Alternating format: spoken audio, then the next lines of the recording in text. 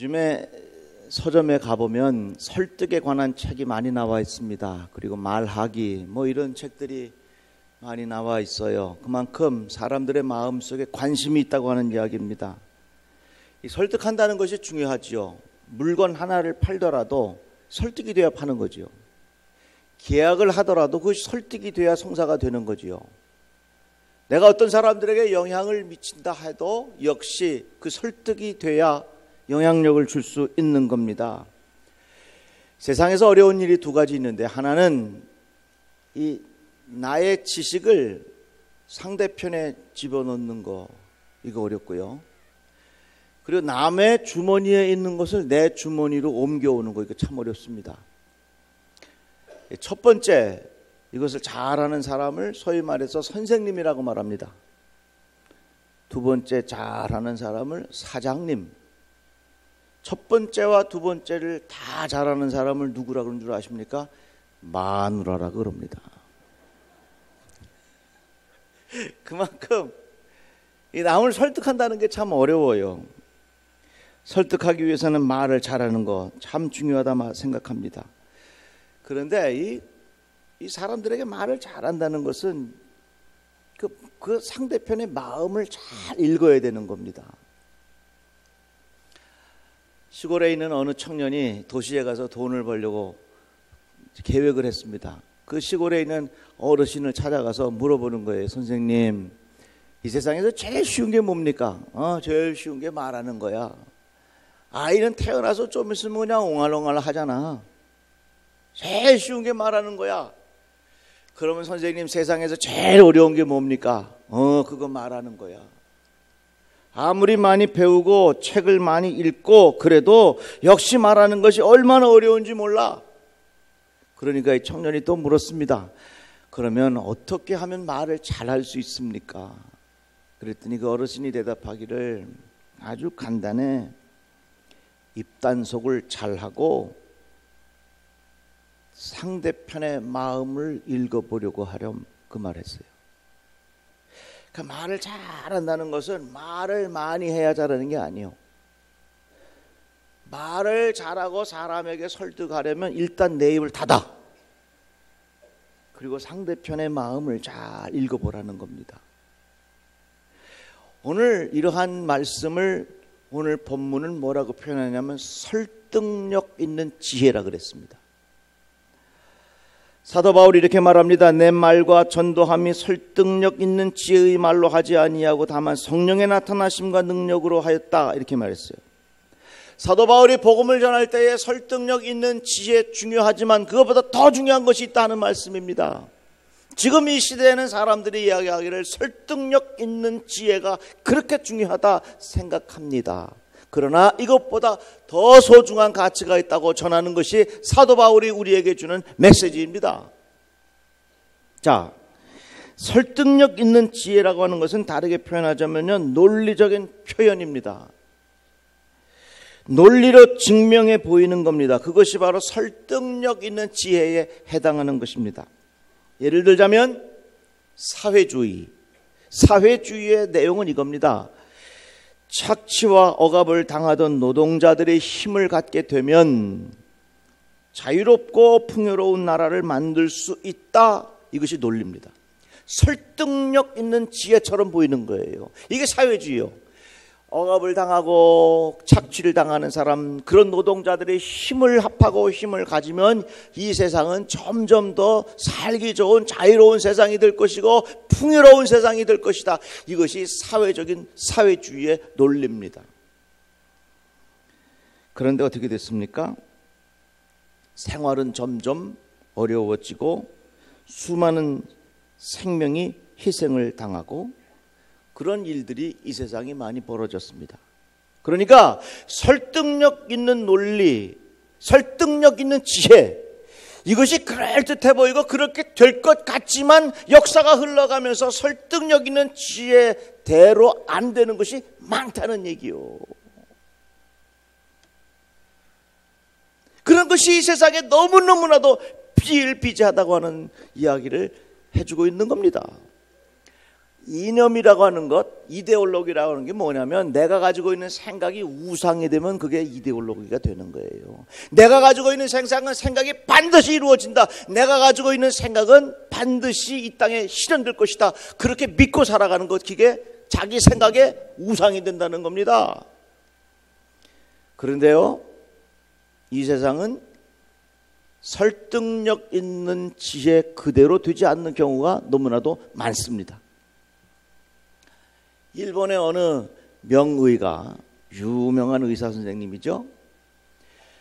은퇴하고서 사람들에게 이렇게 말했습니다. 내가 지금까지 많은 환자들을 치료했는데 오진한 확률이 23% 된다고?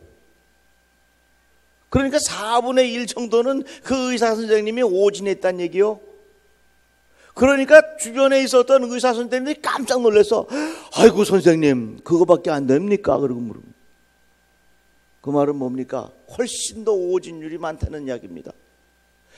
또 환자들도 깜짝 놀랐어요. 명의이신 줄 알았는데 그렇게 오진율이 많이 있었습니까? 설득력 있는 지혜가, 설득력 있는 논리가 그대로 될 것 같지만 그 결과가 엉뚱한 결과로 나타나는 것이 너무 많다는 이야기입니다. 독일 최고의 두뇌 집단이 모여서 일하는 막스 플랑크 연구소의 발표에 의하면 우리들이 행복하게 생각하고 있는 합리성, 논리성 있는 판단, 이것이 그대로 될 것 같지만 실패할 확률이 높고 결과적으로 우리들을 불행하게 만드는 요소들이 너무 많다고 하는 결과를 내어놓았습니다. 그 말은 뭡니까? 이 세상이 지금 설득력 있는 지혜가 중요하게 생각되지만 그렇지 않은 경우가 너무 많다고 하는 이야기입니다. 그런데 사도 바울이 우리에게 뭐라고 말합니까? 나는 설득력 있는 지혜로 말씀을 전하기보다는 성령의 나타나심과 능력으로 하였다, 그렇게 말하고 있어요. 지금 남과 북의 정상이 만났습니다. 그리고 얼마 후에 북한 그리고 미국의 정상이 만날 것입니다. 많은 사람들이 생각하기에 설득력 있는 지혜가 있으면 모든 것이 통할 것 같지만 여러분 그렇게 생각하십니까? 설득력 있는 지혜는 한계가 있어요. 이 세상이 설득력 있는 지혜, 설득력 있는 논리를 가지고 모든 것이 풀어질 것 같지만 그렇지 않은 경우가 너무 많아요. 우리에게 뭐가 필요합니까? 하나님의 능력이 필요하다, 그 말입니다. 사도 바울이 이렇게 말하지요. 너희 믿음이 사람의 지혜에 있지 아니하고 다만 하나님의 능력에 있게 하려 하였노라. 이 말씀은 뭡니까? 우리의 믿음의 근거가 사람의 지혜에 있지 아니하고 하나님의 능력에 있다고 하는 말씀입니다. 내 믿음의 뿌리를 사람의 지혜에 두지 말라. 설득력 있는 지혜에 두지 말고 하나님의 은총, 하나님의 능력, 하나님의 은혜 위에 내 믿음의 뿌리를 두라, 그 말씀입니다. 이 세계 역사의 흐름을 보면요, 사람의 머리가 커지면서 합리적인 생각들, 논리, 이런 것들이 굉장히 강조되었습니다. 그러한 사람들에게 설명하기 위하여 자유주의 신학들이 어떻게 생각했냐면 모든 성경의 내용을 설득력 있는 지혜로 풀어가려고 했어요. 성경에 있는 모든 내용을 설득력 있는 논리로 그걸 다 정리하려고 만들었습니다. 그게 소위 말해서 한 자유주의 신학의 흐름이요. 그런데 그렇게 세월이 지나서 한 세기 반세기 지나고 나니 이제는 그러한 신학의 생명력을 잃어버리고 논리만 남았어. 힘이 없어. 능력이 없어. 살아계신 하나님의 임재의 증거가 사라지고 말았다, 그 말이에요. 정말 우리들에게 꼭 필요한 건 뭐냐면 하나님의 은혜가 필요한 거예요. 하나님의 능력이 우리에게 필요하다, 그 말씀입니다. 사도 바울이 복음을 전하는 것도 설득력 있는 지혜보다는 성령의 나타나심과 능력에 두었다 말하고 있습니다. 우리의 믿음도 역시 설명할 수 있는 사람의 지혜가 아니라 하나님의 능력에 그 믿음의 뿌리를 두어야 된다, 그런 말씀입니다. 베드로가 안진뱅이를 만났습니다. 베드로가 이렇게 말합니다. 은과 금은 내게 없거니와 내게 있는 것을 내게 주노니 나사렛 예수 그리스도의 이름으로 일어나 걸으라 그랬어요. 너에게 줄 돈은 없어. 그러나 나에게 예수 그리스도의 이름이 있는데 그 예수 그리스도의 이름으로 일어나 걸으라 그랬다고. 그 일어나 걸었어요. 지금 세월이 많이 지나서 21세기가 되었습니다. 지금 우리에게는 금과 은이 있습니다. 지금 우리에게는 설득력 있는 지혜와 설득력 있는 논리가 우리에게 있습니다. 그러나 우리에게 예수 그리스도의 이름의 능력이 사라지고 말았다 하는 겁니다. 우리에게는 무엇이 필요합니까? 성령의 능력이 필요한 거예요. 이제 우리 정말로 성령의 능력을 사모하시기를 주님의 이름으로 축복합니다. 스룹바벨이 이렇게 전합니다. 이는 힘으로 되지 아니하며 능력으로 되지 아니하고 오직 나의 영으로 되느니라.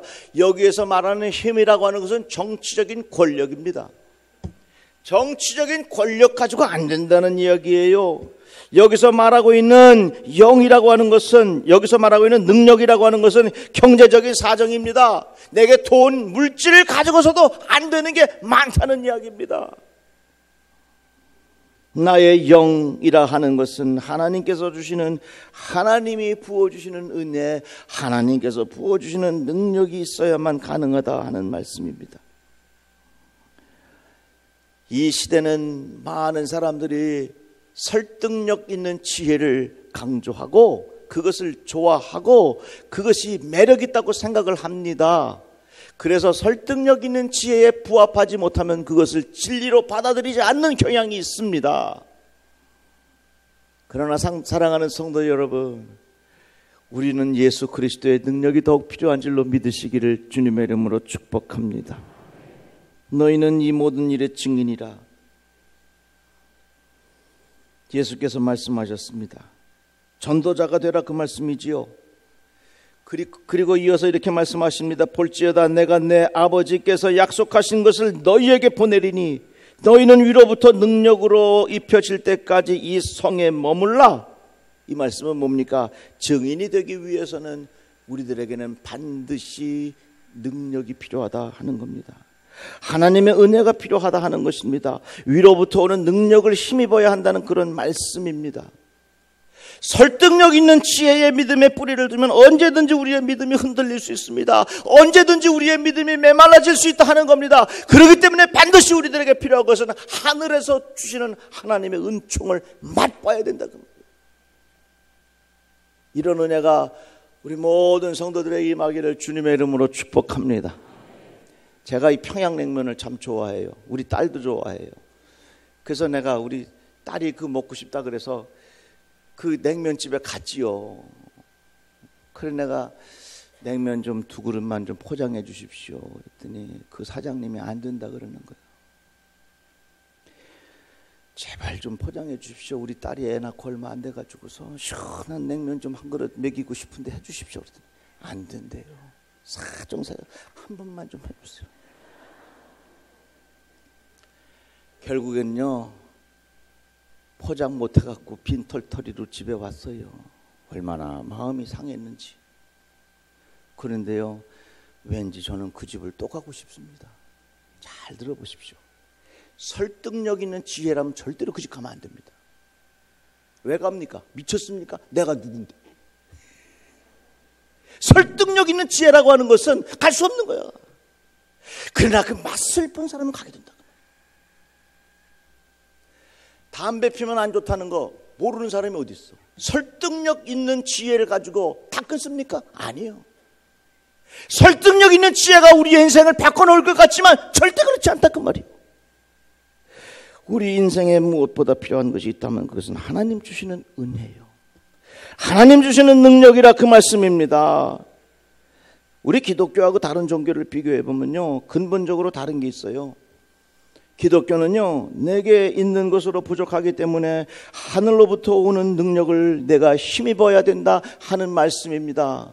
그러나 다른 종교와 사유비 종교들을 보면요 무슨 이야기를 하냐면 내 안에 큰 거인이 있으니까 그것을 잘 개발하면 된다 이 말이에요.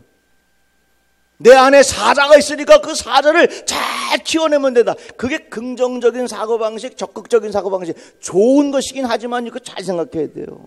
긍정적이고 적극적인 건 잘 생각해야지. 내 안에 큰 것이 있기 때문에 긍정적으로 생각하고 적극적으로 생각하면 그것이 너에게 큰 사자가 돼서 너 세상을 이길 거다. 그럴듯해 보이는 설득력 있는 논리가 그 안에 있지만 근본적으로 잘못된 거예요. 여러분, 강아지 4-5마리가 있는데 저기서 큰 사자가 꼬뻑꼬뻑 또 와라. 그럼 내 안에 있는 사자를 깨워가지고 저놈을 물리쳐야지. 됩니까? 안 되는 거예요. 속담에 호랑이한테 물려가도 뭐라고? 정신만 바싹 차리면서 한다고. 그거 그럴듯한 이야기입니다. 많은 이야기입니다. 그런데 생각해 보세요. 비행기를 타고 가는데 비행기가 막 추락해. 호랑이한테 물려가도 정신만 차리면서 산다. 비행기가 확 추락하고 있는데요, 정신만 차리면 내가 살지, 정신만 차리면 내가 살지. 정신 아무리 차려도 비행기가 떨어지면 다 같이 죽는 거예요. 우리 인생도 마찬가지요. 내 안에 능력이 있겠다. 내 스스로 구원할 수 있는 능력이 있기 때문에 내가 정신만 바싹 차리면 내가 살 수 있다. 그럴듯해 보이는 논리가 그 안에 있지만 인간이 그것으로 해결할 수 없다는 거예요. 누구로부터? 하나님께로부터 오시는 하나님의 능력과 하나님의 은혜와 하나님의 구원의 손길이 있어야 내가 사는 거라 그 말. 우리 인생도 마찬가지입니다. 내가 지혜를 갖고서 이 세상을 온전히 살아갈 수 있습니까? 아닙니다. 내가 물질만 있으면 이 세상을 온전하게 살아갈 수 있습니까? 아닙니다. 건강만 있으면 내가 이 세상을 온전하게 살아갈 수 있습니까? 아닙니다. 우리에게는 반드시 하나님의 나타나심, 성령의 은총이 우리에게 있어야 내가 살아갈 수 있다 하는 것입니다. 보혜사라고 하는 표현이 있는데, 보혜사는 뭡니까? 내가 아버지께 구하겠으니 그가 또 다른 보혜사를 너희에게 주사 영원토록 너희와 함께 있게 하리니. 보혜사라고 하는 말은 곁에서 도와준다고 하는 말입니다. 전쟁터에 나가는 군인이 불안하지요. 그런데 곁에서 도와준다고 하는 그 표현이 보혜사라고 하는 말입니다. 우리가 이 세상을 살아가는 동안 반드시 필요한 것이 있다면 그분은 바로 보혜사 성령님이십니다.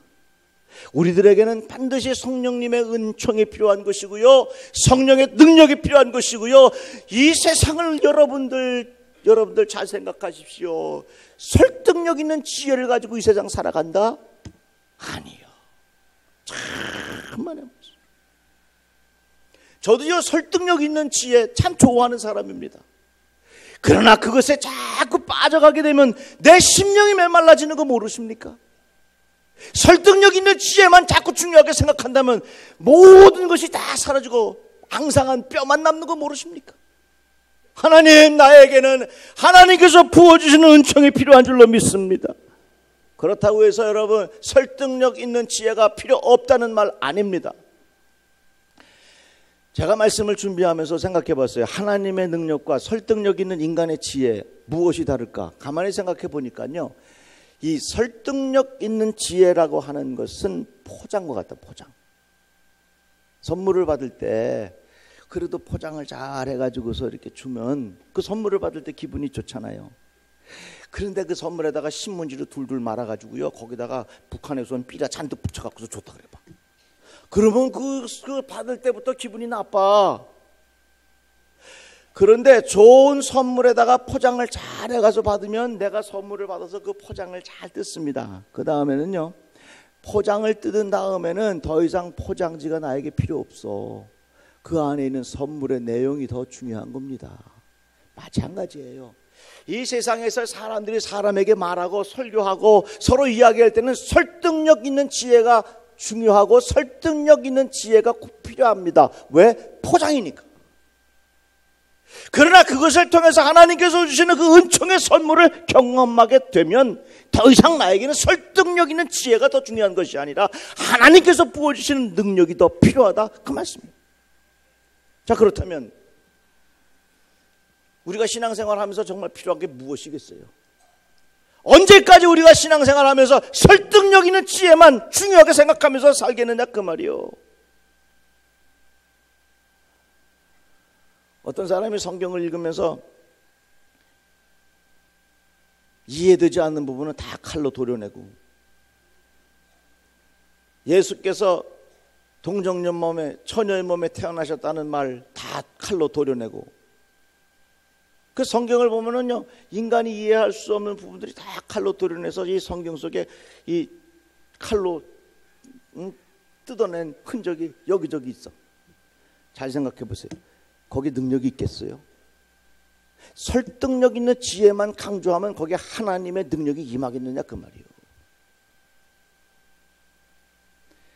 이제는 우리가 하나님의 은혜를 좀 무식하게 구해보세요. 다 같이 아멘. 하나님, 나에게는 하나님의 은총이 필요합니다. 하나님의 능력이 필요합니다. 하나님의 도우심이 반드시 필요합니다. 하나님께서 이 세상을 굽어 살피시 보실 때에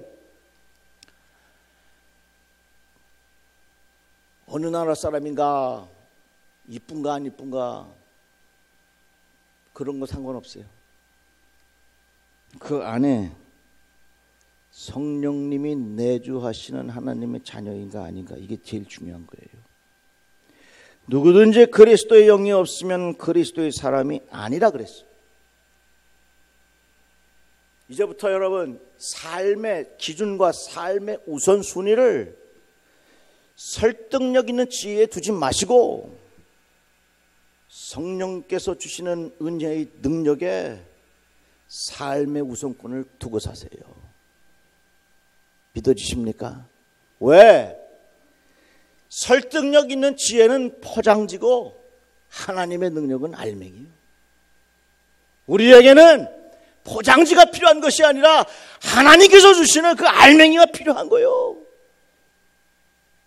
자, 그러면 어떻게 하면 우리가 이 성령의 능력을 힘입겠는가? 육체의 소욕은 성령을 거스르고 성령은 육체를 거스르나니 이 둘이 서로 대적함으로 너희가 원하는 것을 하지 못하게 하려 함이니라. 이 말씀을 뭐냐면 내 안에 있는 것들을 비워야 성령의 능력이 임하신다 그 말입니다.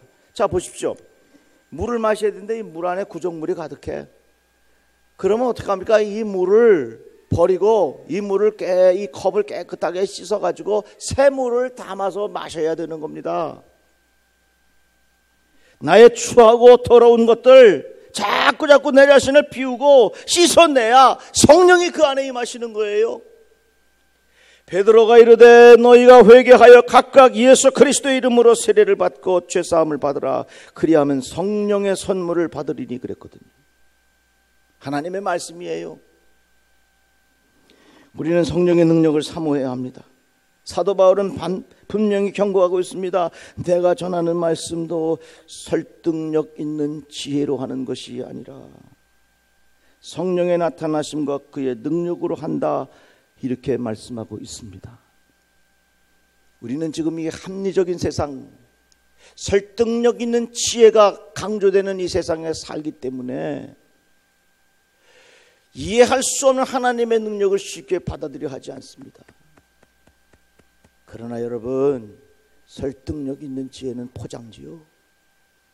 하나님의 능력이 알맹이요. 포장지 붙잡고 사실래? 알맹이 붙잡고 사실래? 베드로가 이렇게 말했습니다. 내가 너에게 줄 은과 금은 없으나 나사렛 예수의 이름으로 일어나 걸으라. 지금 우리 시대에 은과 금도 있습니다. 설득력 있는 지혜도 있습니다. 그러나 성령의 능력을 잃어버린다면 그 신앙이 무슨 의미가 있겠습니까? 우리가 믿음 생활할 때에 설득력 있는 지혜도 참 중요하지만 하나님, 내 마음속에 성령의 은혜를 부어 주시옵소서. 내 빈 마음속에 성령의 능력으로 나를 채워 주시옵소서. 이러한 은혜가 우리 모든 성도들에게 임하기를 주님의 이름으로 축복합니다.